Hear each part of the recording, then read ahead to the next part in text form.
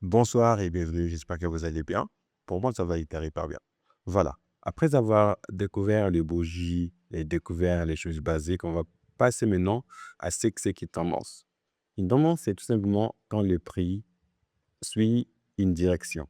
Par exemple, on a des tendances sur le marché, on a ce qu'on appelle une tendance haussière ou encore une tendance baissière. Maintenant, quel est le rôle des tendances et à quoi ça sert? Par exemple, si on est sur une tendance haussière, on a des prix qui créent de haut de plus en plus haut, qui veut par exemple quand le prix fait une pique, le prochain pic que le prix va faire, elle sera beaucoup plus haut que les précédents, encore pareil. Mm. Et le creux aussi, on aura toujours des creux un peu plus haut à chaque fois, des hauts de plus en plus haut. Maintenant, dans une tendance baissière, on a des prix qui créent quoi? Qui créent de pics de plus en plus bas au lieu de pics de plus en plus haut. Elle crée des pics de plus en plus bas et le creux de plus en plus bas, nous indiquant que le prix perd de la valeur. Maintenant, nous, traders, quel est ce qui nous intéresse ici?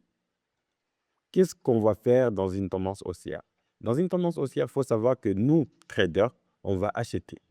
Par exemple, comment est-ce que cela se passe? Cela se passe de façon le plus simple. Par exemple, quand le prix va prendre de la valeur, on va essayer d'investir notre argent. À chaque fois que le prix monte, on gagne. Par exemple, si on a commencé avec 10 dollars, à chaque fois que le prix prend une pique, on peut se faire 10 dollars de plus. Ce qui va nous faire quoi? 20 dollars. Ainsi de suite. Ainsi de suite. Par exemple, là, on a 20 dollars. Là, on a 30 dollars. Là, on a 40 dollars. Donc, ce qui veut dire que si on ferme nos positions à ce niveau-là, on aura seulement 10 dollars de profit. Mais si on garde nos positions jusqu'à ce niveau-là, on aura combien? 10 plus 10, ça va nous faire 20 dollars de profit. Et là, ça nous fera 30 dollars de profit. Et là, ça nous fera 40 dollars de profit. Ainsi de suite. Et durant la baisse aussi, c'est pareil. Mais c'est juste l'inverse. Il y a des gens qui vont me dire, mais si les prix montent, on gagne. Et pourquoi si les prix descendent aussi, on gagne?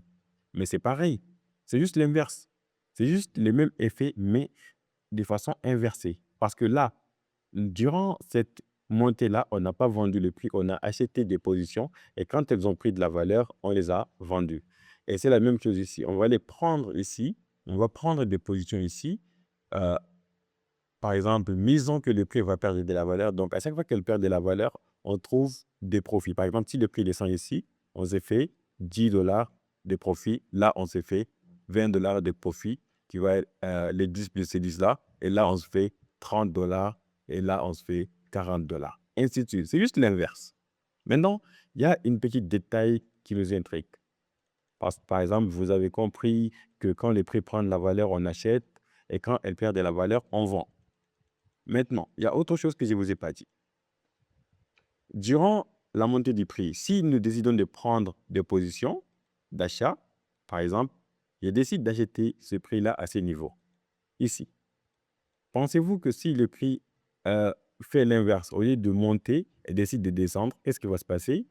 Au lieu de me faire des profits, je vais me faire des pertes. Par exemple, là, imaginons que là, on était à plus 10, mais si le prix ne passe pas et qu'elle ne respecte pas cette montée-là et décide de descendre, qu'est-ce qui va se passer? On va se retrouver avec moins 10. Ainsi de suite. Par exemple, si le prix descend jusqu'ici, on a moins 10. S'il descend encore beaucoup plus bas, on a moins 20, ainsi de suite, etc. etc. Et durant cette vente-là aussi, c'est un peu pareil. Par exemple, si on a misé sur la vente et que le prix, elle, décide de ne pas vendre, mais d'acheter, qu'est-ce qui va se passer? On va perdre de l'argent. Par exemple, imaginons qu'on a pris notre position ici, à ce niveau-là. On a misé sur la vente, mais le prix décide tout de même d'acheter. À chaque fois que le prix monte, on aura moins 10, moins 20, moins 30, etc., etc. Donc, c'est ça les tendances. Maintenant, je vais vous montrer les tendances sur les graphiques. Comme ça, vous allez comprendre un peu à quoi ça ressemble. Voilà. Par exemple, sur les graphiques comme ça, on peut voir clairement que le prix est sur une tendance haussière. Comment est-ce qu'on identifie ça? Pour l'identifier, c'est très simple. Il suffit tout simplement de voir le haut de plus en plus haut et le creux de plus en plus haut. Par exemple, comme ça, on peut réitérer facilement que le prix est sur une tendance haussière. en créant des hauts de plus en plus hauts et des creux de plus en plus hauts. Voilà. Là, c'est une tendance haussière. Et l'inverse, c'est tout simplement quand le prix crée de hauts de plus en plus bas et de creux de plus en plus bas. Par exemple, comme l'exemple nous le montre ici. Par exemple, ici, on n'a pas de prix qui crée de hauts de plus en plus bas et de creux de plus en plus bas. Ça, c'est une tendance baissière et l'autre est une tendance haussière. Maintenant, nous, en tant que trader, on peut profiter de l'achat comme qu'on peut profiter de la vente aussi. Par exemple, si le prix prend de la valeur, nous décidons d'acheter, on va se faire des profits. Et si nous décidons de vendre aussi, on va se faire des profits. Maintenant, support résistance. C'est quoi une support et une résistance? Un support et résistance, ce n'est rien d'autre. Par exemple, si le prix fait des hauts de plus en plus hauts durant une tendance haussière, nous remarquerons que le prix, à chaque fois qu'elle monte, elle ne crée pas, elle revient faire une petite retest. Par exemple, si elle crée une pique, comme ça, une première pique, elle crée une deuxième pique. Maintenant, le creux, on remarque que le creux revient toujours retester ces pics-là. Donc, ces zones que le prix va venir retester comme ça, on les appelle des zones de support, comme ça. Maintenant, la baisse, c'est tout simplement l'inverse. Quand le prix fait des creux de plus en plus bas et des pics de plus en plus bas, qu'est-ce qu'on remarque? On remarque qu'à chaque fois que le prix fait des creux de plus en plus bas et des pics de plus en plus bas, on remarque que le prix vient toujours tester ces petits niveaux-là qui vont être des zones de résistance. Voilà. Donc, c'est un peu ça, les supports et résistances. On va voir des exemples sur le marché. Je vais rendre le truc beaucoup plus simple que même les gens qui ne comprennent pas puissent arriver à comprendre. C'est très, très simple. Voilà. Par exemple, si on vient sur le graphique ici, qu'est-ce qu'on remarque? On remarque que le prix crée des pics de plus en plus hauts et des creux de plus en plus hauts. Par exemple, prenons l'exemple simple. On a le prix qui crée cette pique-là, puis elle crée cette creux, puis elle crée cette pique-là, puis elle fait cette creux, cette pique-là, puis elle fait cette creux, cette pique-là, cette creux, pique, creux, pique, creux, pique. Voilà. Et après, on a une creux qui va être créée et après, on aura une autre type. Maintenant, si je viens pour faire mes analyses, ce que je fais, je trace sur cette zone-là. Par exemple, cette zone-là sera considérée comme une zone de support que je pourrais trader plus tard quand le prix viendra tester ces niveaux-là. Et après, on a par exemple cet autre niveau-là qui va être considéré comme une zone de support quand le prix viendra le tester.